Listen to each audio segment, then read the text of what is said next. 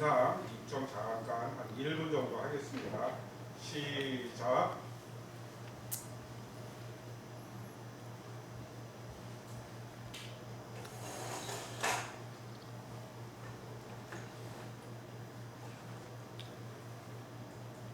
호흡을 자연스럽게 하시면 됩니다.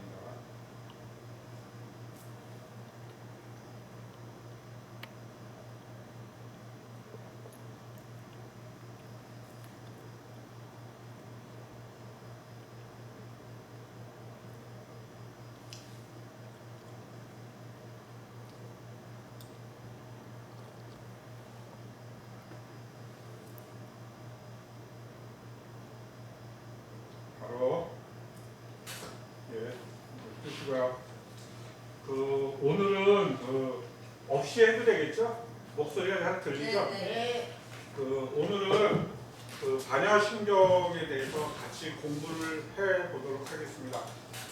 반야신경은 워낙 여러 번 읽고 또 항상 법회 때마다 독경을 하고 그래서 익숙합니다. 그래서 오늘은 의미가 어떤 의미인지 이를 중심으로 해서 좀 같이 공부를 해보도록 하겠습니다. 경전을 공부할 때는요, 아니야 메모 안 하셔도 돼. 그냥 듣기만 하세요. 그래서 제가 이렇게 자꾸 질문을 시키니까 부담스러운가 봐. 그래서 그거 약속 하나 만들어야겠다 그래서 질문 안 시킨다 그랬어요. 안심하시고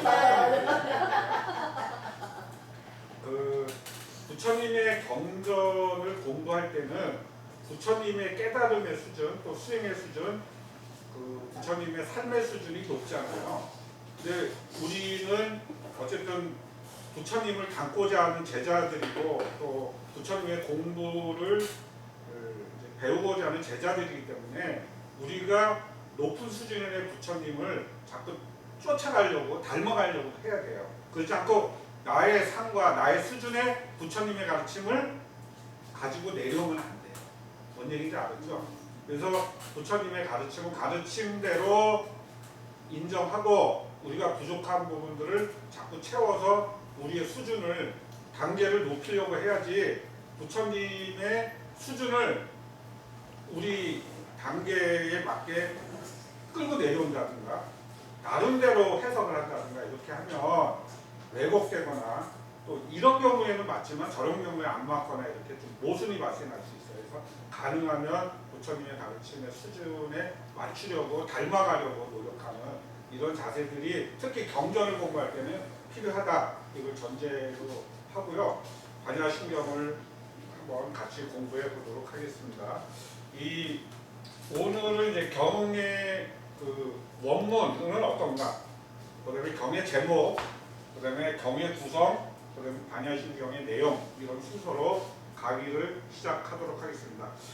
우리가 읽는 반야신경은 원래 반야신경의 내용 중에 가운데 토막만 딱 잘라서 읽는 거예요. 그러면 원래 반야신경은 어떻게 되어 있느냐 한번 보셔요. 뭔가 꼬였다. 이제 모든 경전이 어떻게 해요? 여시 아문을 시작하잖아요. 여시 아문 이와 같이 내가 들었다. 누가 부처님이 말씀하시고 그거를 기억력이 좋은 또 잘생긴 그래서 모든 여성들이 흠모했던 안한존자가 기억력이 좋아요. 그래서 이제 읊으면 많은 대중들이 맞다 나도 그와 같이 들었다고 인정하면 그게 이제 경전으로 인정되는데 이와 같이 들었어요. 언제? 한때 부처님께서 왕사선 기사불산 중에 계실 때 여러 대비구들과 보살이 함께 계셨다. 그때 부처님께서는 삼매 드셨는데 그 삼매의 이름이 뭐예요? 광대, 심심, 삼매에 드셨어요. 그래갖고 이제 부처님이 삼매에 들어서 딱 계셨는데 그 옆에 누가 있었냐면 사리부도 계시고 간자재 보살도 계셨어요. 그때 해중에 한 보살 마살이 계셨으니 이름을 간자재라 하였고 깊은 마냐바라미타를 행할 때 오온이 다 공하였음을 비추어보고 모든 고에게서 벗어났다. 아주 자유자재하고 수행도 높은 간자재 보살님이 계셨어요. 그때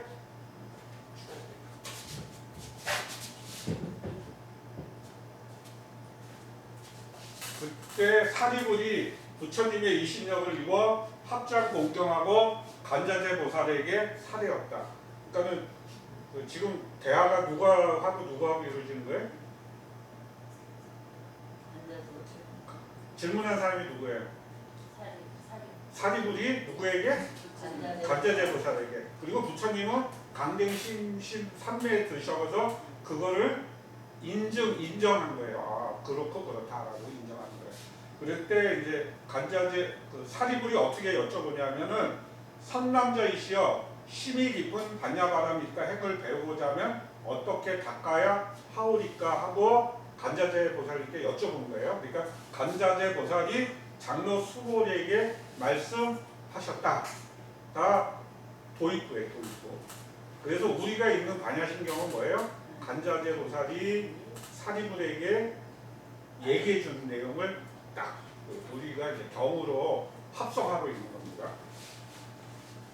그래서 간자재 보살의 깊은 반야를 할 때 오월이 공항에서 비춰보고 온갖 고통에서 건너느니라 아제아제 바라승아제 모지사바까지는 우리가 충분히 알고 있잖아요. 그래서 이제 마지막에 사리불아 모든 보살 마하사는 심히 깊은 반야가 행을 이와 같이 행하느니라 라고 이제 결론을 딱 냈고, 이와 같이 말씀하시니 세종께서는 곧 강대심시 상례에서 나오시어 간자재 보살 마하사를 찬탄하셨어요. 그래서 수희 찬탄한다라는 용어가 나오죠. 그래서 옳다 그렇다 상남자여 그러하고 그러하니라 내가 말한 바와 같이 심히 깊은 반야바라기다 하면 마땅히 그와 같이 행하여야 하니 이와 같이 행할 때에 일체 열애가 모두 함께 기뻐하시느니라. 이렇게. 그래서 우리도 우리 도반들이 또 절에 나온 신도분들이 좋은 말, 좋은 행위를 하잖아요.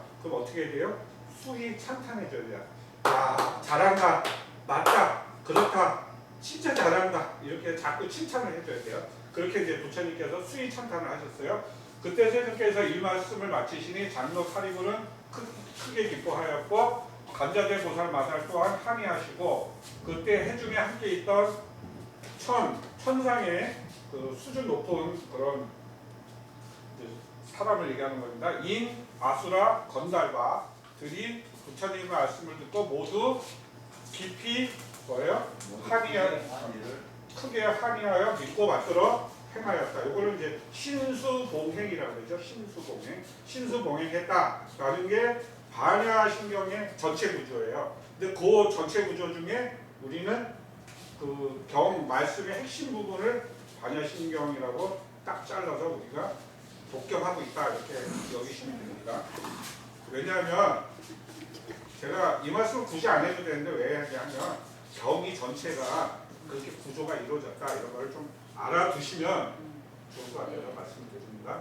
근데 이제 이 본문은 이제 앞에 뒤에 자르고 본문은 4단계로 나눠서 이해하시면 굉장히 이해가 빨라요. 이 비문은 뭐냐면은 서론 부분.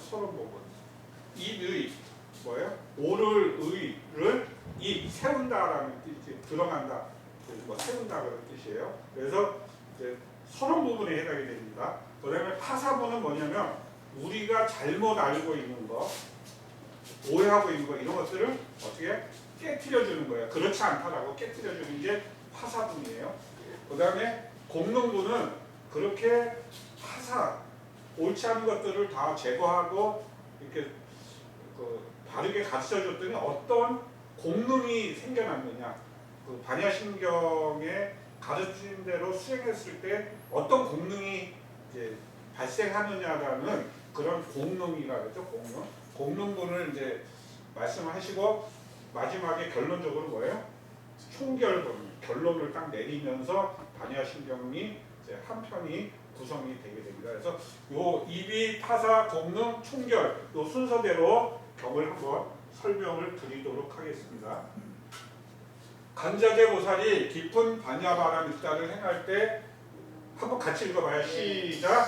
간자재 보살이 깊은 반야바라밀다를 행할 때 오온이 공한 것을 비추어 보고 온갖 고통에서 건너느니라. 이게 2비분이에요.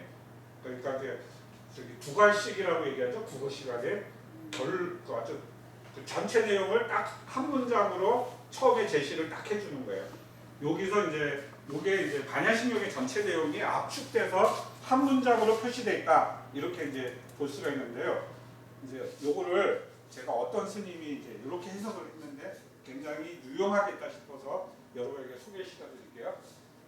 나는 누구인가? 이제 우리가 살면서 항상 그러잖아요. 나는 누구? 지금은 여기는 어디? 이런 이제 질문을 요새 흔히 유행어처럼 얘기하잖아요. 그랬을 때 나는 누구다? 나는 나다. 좋은 대답이에요. 나는 누구다? 불교적으로 부처님의 가르침을 받들어 행하는 간자재 보살이다. 그래서 성불교에서는 그걸 뭐라 그래요? 내가 가늠이다 이런 걸 뭐라 그래요? 자성, 가늠 이렇게 얘기를 하죠. 자성. 그래서 항상 반야신경을 읽을 때는 이거를 그냥 경전에 읽는다 이렇게 하지 말고 내가 간자재 보살이 돼서 내가 이렇게 살겠다라는 다짐, 발언으로서 반야신경을 읽는다라고 했을 때 나는 누구다? 간자재 보살이다.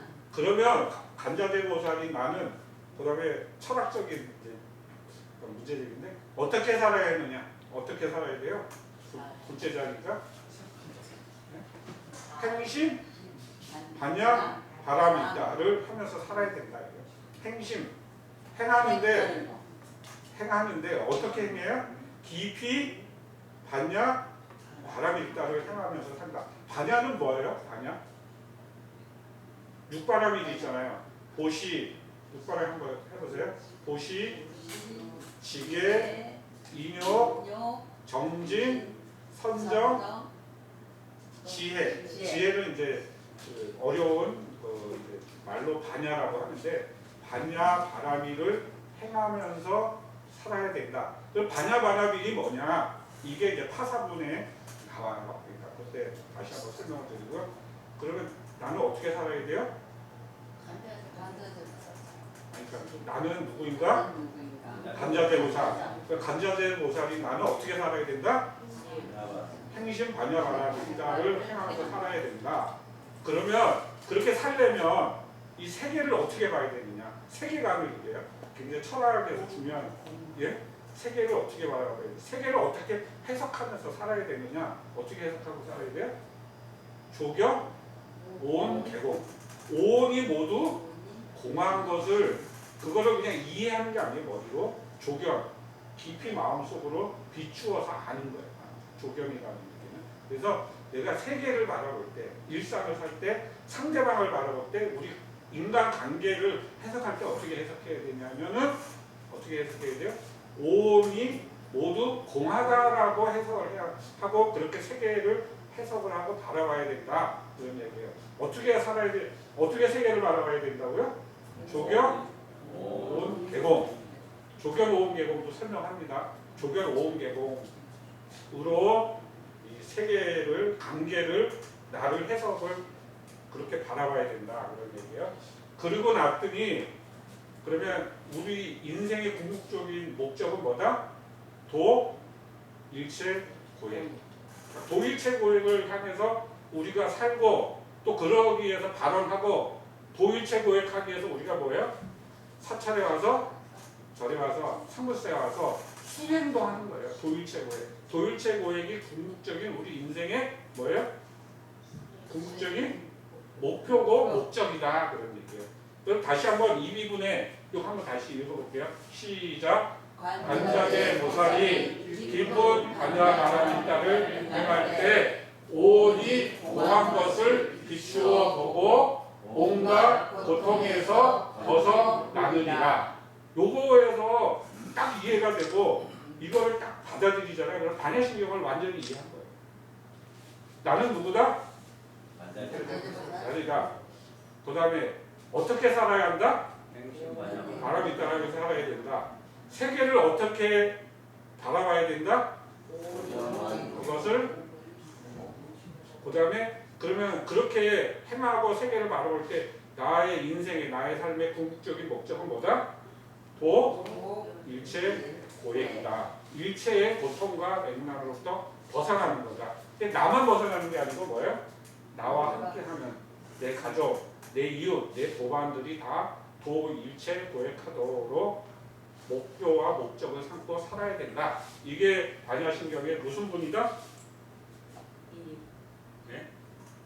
크게 얘기해서 한번 이게 임의분에 해당되는 거예요. 그럼 이제 파사분은 이제 어떤 내용으로 되어 있느냐를 한번 보도록 하겠습니다. 이제 공이라는 얘기가 끊임없이 나와요. 그죠? 색즉 시공, 공즉 시세, 수상행시, 수상행시 역부여시라는 얘기는 뭐예요? 수도 공이고, 공이고 수고, 그 다음에 상이 수상, 상이 공이고, 공이 상이고, 역부여시를 얘기하는 거예요. 그 다음에 색, 수, 상, 행, 행이 공이고, 공이 행이에요. 그 다음에 식이 공이고 공이 식이다. 그런 의미예요. 그럼 이제 공을 정확히 이해해야 되는데, 이제 이 공은 제가 설명을 한번 했었어요. 지난 14기 때인가 14기 때 한번 설명을 했었어요. 우리 절에 마당이 있잖아요. 그죠? 사무실 마당이 있잖아요. 이름이 뭐라고요? 넓은 공간이 있잖아요. 흙으로 돼. 그게 이름이 뭐예요? 마당이잖아요.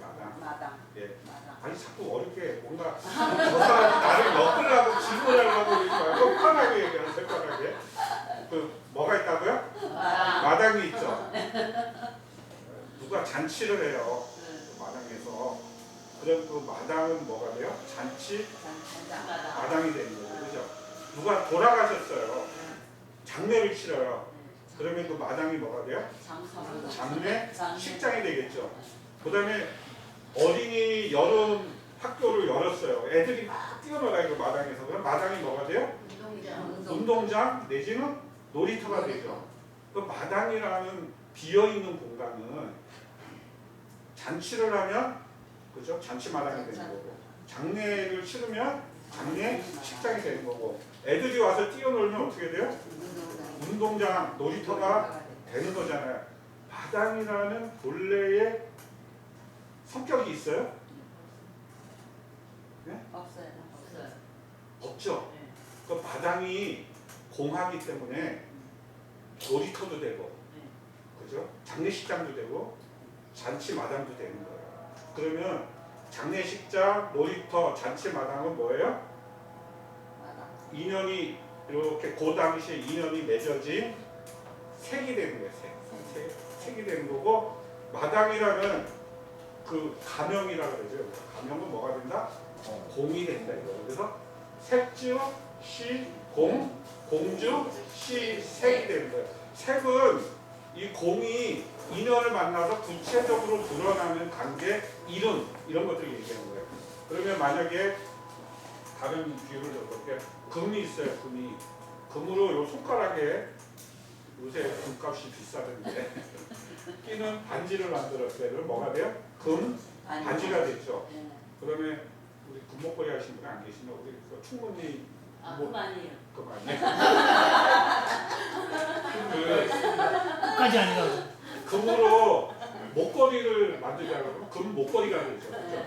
그다음에 금 재산을 금값이 올라니까 재테크 차원에서 두꺼비를 만들었어요. 그것도 한 20돈짜리. 그래서 집에 장롱에 넣어놨어요. 금두꺼비잖아요. 그죠? 금은 이지만 이게 어떻게 반지 인연을 만나니까 반지가 되는 거고, 목걸이 인연을 만나니까 목걸이가 되는 거고, 또 두꺼비 인연을 만나니까 금두꺼비가 된 거잖아요. 금은 공이고, 그것들이 구체적인 인연을 만나서 그걸 이제 하합이라고 해요. 인연이 하합돼서 반지도 되고 목걸이도 되고 뭐도 돼요? 금두꺼비도 되잖아요. 그죠? 세 개 중에 뭘 제일 갖고 싶어요? 금두꺼비요. 같이 가져요. 그죠? 그러면은 이거는 뭐예요? 색이 되는 거예요. 색. 근데 이제 이게 마당 금만 그런 게 아니라 우리 나도 그렇다는 거예요. 지난번에 설명드렸지만 내가 아들하고 둘이 만나잖아요. 나 그 관계 속에서 나는 뭐가 돼요? 네? 아버지. 그렇죠. 저는 성질체성이 분명합니다. 엄마가 아니라 아버지. 아버지예요. 아버지가 되는 거예요. 그 다음에 산소에 어머니 아버님께 제사를 지내러 가요. 그러면 나는 그 어머님 아버님한테 뭐가 돼요? 자식. 아들이 되는 거죠. 아들이. 그 다음에 부인하고 뭐 어디 가서 다방 가서 커피 한 잔 마시고 있어요. 그러면 부인과의 관계 속에서는 나는 뭐가 돼요? 남편이 되는 거예요. 그 다음에 제가 스님을 만나서 이렇게 공정하게 하면은 나는 스님과의 관계 속에서는 신도가 되는 거죠. 고등학교 동창 가서 야 1년 만에 만나 한잔 꼭 자르고 술 팍 먹으면서 친구와의 관계 속에서는 뭐가 돼요? 친구가 되는 거예요. 동창이 되고 친구가 되는 거예요. 그래서 나는 고정돼 있지 않고 누구와 어떤 관계, 인연을 만나고 화합하느냐에 따라서 나는 그렇죠. 아들도 되고 아버지도 되고 친구도 되고 남편도 되잖아요. 그래서 나라는 고정된 실체는 없다. 이게 뭐다요? 공이다. 그래서 책은 공이고 공은 다시 어떤 인연학을 만나서 구체적인 색으로 자기를 표현하게 됩니다. 그래서 색칠시공 공백지색이 되는 거예요. 그러면 우리가 대상을 바라봐요. 꽃을. 제가 장미꽃을 바라봤어요. 그러면은 어떤 사람은 장미꽃을 보고 향도 좋고 색깔도 빨갛게 이쁘다, 너무 좋다 라고 받아들여요. 그죠? 근데 그 장미꽃을 누구 이제 처녀 총각이 누구를 선물했는데 탁 퇴짜 맞았어요. 그래서 트라우마가 생겼어. 그래서 장미꽃만 보면 짜증나. 그죠? 그러면 같은 대상이 장미꽃을 받아들이는데 누구는 좋게, 누구는 나쁘게 받아들일 수가 있다는 얘기예요. 수, 받아들일 숫자의 수. 같은 대상도 마찬가지예요. 우리 총무님, 남편이 항상 바람직하고 믿음직스럽고 사랑스러워요? 연정님은 바람직한 그래요? 이게 대중들이 있다고 멘트를 해가지고 한 3초 정도 굉장히 생각하면서 지금 얘기를 했어요. 근데 음악을 하면 될까? 그러니까 이거 녹화까지 되는데 남편이라는 같은 대상을 바라볼 때도 플러스 탔다고 그 좋아하는 금두꺼비 선물을 해줘. 그럼 얼마나 남편이 그죠? 믿음직스럽고 사랑스러워요. 그렇게 받아들여요. 근데 맞아 낚시 가갖고 늦게 술을 즐기냐 빨라져갖고 들어와갖고 막 한밤무들 걷어차. 그러면 남편을 어떻게 받아들여요? 저놈의 왼수 이렇게 받아들인다는 거예요. 그러니까 같은 대상도 받아들이는 게 그 상황과 조건에 따라서 틀리게 받아들입니다. 그래서 수도 뭐다?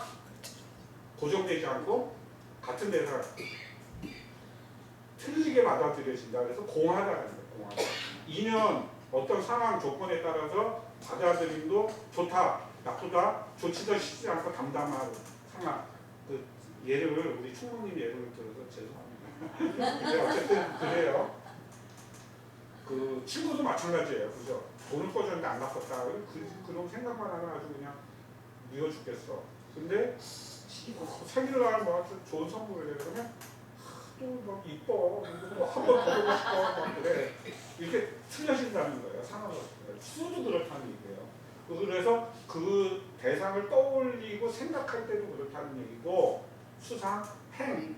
우리가 그 사람을 대하는 아니 대상을 대하는 행도 그렇다는 얘기예요. 행도. 그 다음에 그런 것들이 알게 모르게 우리의 잠재의식 속에 차곡차곡 종자로 하나하나 차곡차곡 쌓여요. 그것도 공하다는 얘기예요. 그래서 색, 수, 상, 행식이 다 어떻다? 공하다는 얘기예요. 그래서 우리가 어떤 대상이나 어떤 관계나 어떤 사물을 볼 때 싫다, 좋다 이렇게 딱 어떤 선입견이나 어떤 편견 이런 걸 가지고 보는 거는 어떻다? 옳지 않다. 공하지 않다. 소위 말하면 조견오한, 조견오하는 관점으로 대상과 세계와 관계를 바라보는 게 아니다라는 게 뭐예요? 파사분이에요. 파사분. 그래서 다시 올라가면 이 부분에서는 이제 초발적으로 얘기했고 파사분에서는 그렇게 바라보는 것 자체가 잘못됐다라고 하나 조목조목 부처님께서 하니까 그 관자재보살이 사르리고에게 깨트리는 이제 말씀을 하시게 됩니다. 그 내용이 이제 어떻게 나오냐면은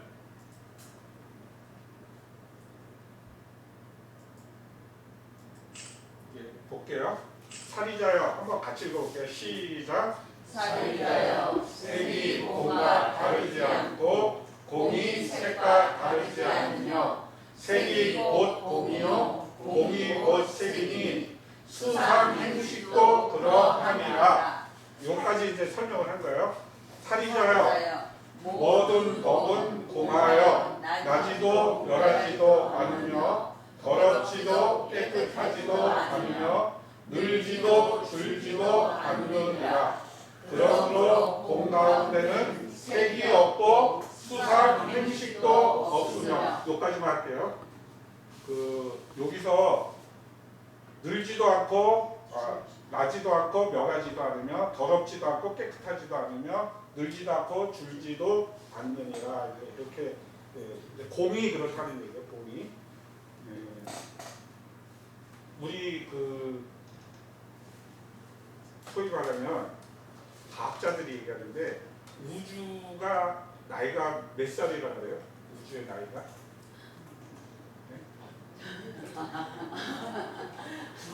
대략 들은 얘기가 있을 텐데 그러면 한번 이제 짐작을 한번 가볼게요. 네, 뭐야? 더 써요. 네, 얘기하면 135억 년이래요. 135억. 우주가 빅뱅으로 터지면 이제 이렇게 확장하고 있다고 얘기하는데, 그러면 그 우주 중에 지구라는 별이 있잖아요. 우리가 살고 있는 초록별. 지구의 역사는 몇 년이에요? 130억 년 중에 몇 년? 우리 이종모 관장 인문학 강좌 때 다 얘기한 건데. 네? 너무 오래돼서 너무 많은 내용을 들어서 45억 년으로 봐요. 45억. 그러면은 인간의 나이는 몇 살이에요? 100살. 예? 많이 이제 살면 100살까지 살잖아요. 그러면 45억 년 지구의 역사 중에 100년은 몇 분의 1일까? 네? 그러니까 이제 24시간 시계 중에 인간은 몇 초일까? 예? 12시 59분 59초 몇 분에 이제 해당이 된다는 거죠.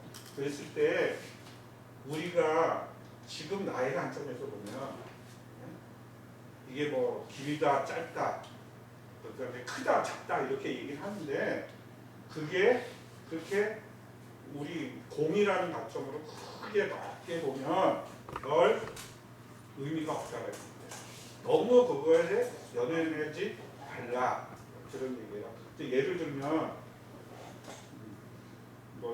법률 스님이 그런 비유를 잘 들지만 이렇게 했을 때 어느 게 길어요? 요게 길죠?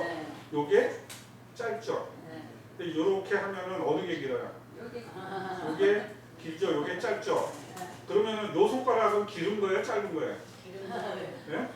짧지도 길지도 않아요. 그렇죠. 그런 얘기는 불교에서 많이 하잖아요. 짧지도 길지도 않다. 이렇게 하면 짧고 이렇게 하면 길고. 근데 요거 자체는 누구랑 비교하느냐, 어떤 대상이랑 비교하느냐에 따라서 길기도 하고 짧기도 해요. 그죠? 그렇듯이 그러면 우리가 100년이라는 인간의 삶을 살잖아요. 이거 오래 사는 거예요? 예를 들면 은행나무는 은행나무의 역사는 몇 년 된 것 같아요? 우리가 흔히 보잖아요. 은행나무.